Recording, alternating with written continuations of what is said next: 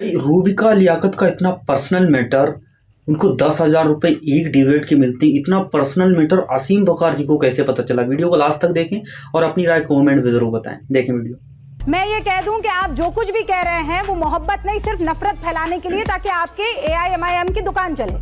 नहीं तो आप मेरे मानने से नहीं फर्क पड़ता ना भाईजान, आप तो अपनी कहिए। भाईजान अभी बदत है भाई, अभी बदत है। दुकान चल रही है आपकी, एक एक डिबेट के 10-10 हजार रुपए लेती हैं आप। अरे बाप रे, ये तो धोती खोल रहा है।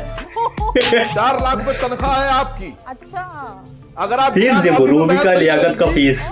बहस नहीं करेंगी तो आपको आपका चैनल नौकरी भी नहीं रखेगा। आप कैसी बातें? क्या हाल है भाई, क्या हाल कर रहा है? बदतमीजी नहीं मेरे साथ। तनख्वाह लेंगे आप, पैसे कमाएंगे आप।